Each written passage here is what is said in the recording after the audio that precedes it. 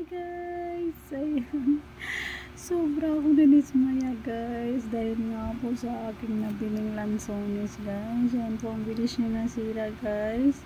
Ayan po. Nung isang araw ko lang po siya bumili guys. Ayan, naloob siya sa plastic. At ito nga po ang nangyari. Ayan po, nalungkot po ako ng sobra guys. Kaya naman ikain na lang natin ang saging guys. Ito na lang aking kainin guys, yung ating saging. Ayan, binili ko siya kanina. Worth of 60 lang guys. Ayan, 60 pesos. Ayan. Kain na lang natin ng saging, yung aking lungkot guys. Nalungkot ako sa aking lansones dahil hindi ko nga po siya nakain guys. Hindi ko na pa kinabangan yung pera ko. Ayan. Kain natin siya ng saging.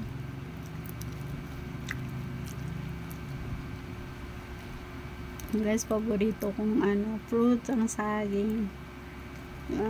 Good for the heart.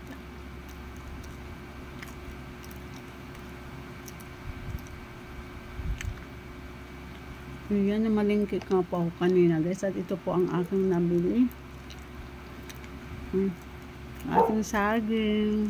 Ayan po, naubos po yung aking 500 guys. Ayan, bumili tayo ng fruits. Ayan, apple, yung aking mga paboritong fruits guys. Ayan. And then bumili din tayo ng mga guys, gamit sa ating kusina. Ayan yung ating tuyo suka. Ayan, dahil ako nga po magluluto tomorrow. Ayan, ito ang aking napamili ganina guys. Ayan, nung makita ko yung aking lansones guys, na nasira siya. Ayan, kaya ako pumunta ng palengke, bumili ko ng mga prutas. Ayan guys.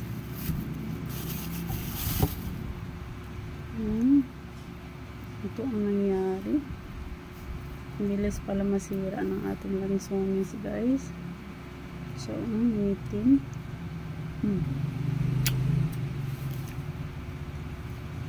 Tamis pa naman sa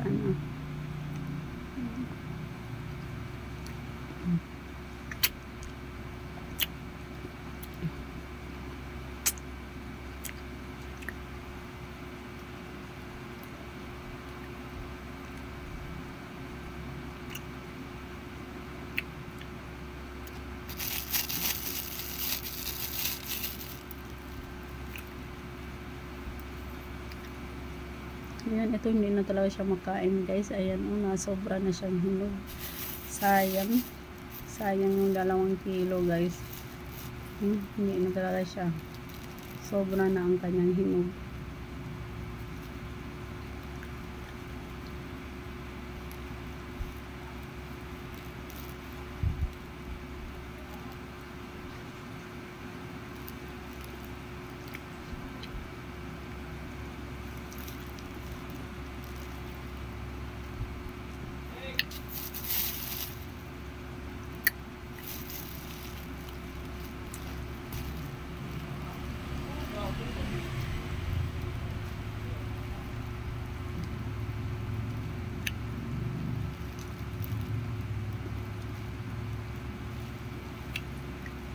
Ito lang yung natikman ko guys sa ating lansones. Ayan po.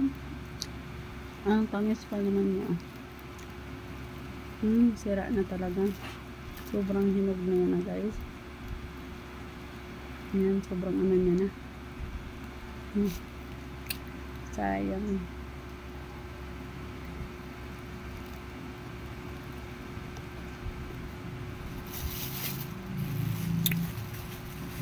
Wala na talagang mapili guys, na na talaga siya, na loob siya sa loob ng ating plastic.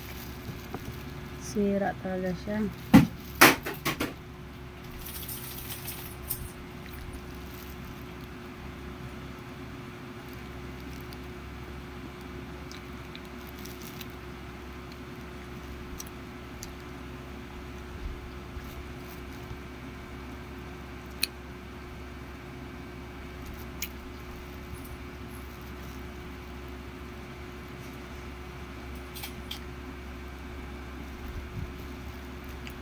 Yan guys, yun lang po ang aking natikman. Sayang, ang tamis niya pa naman.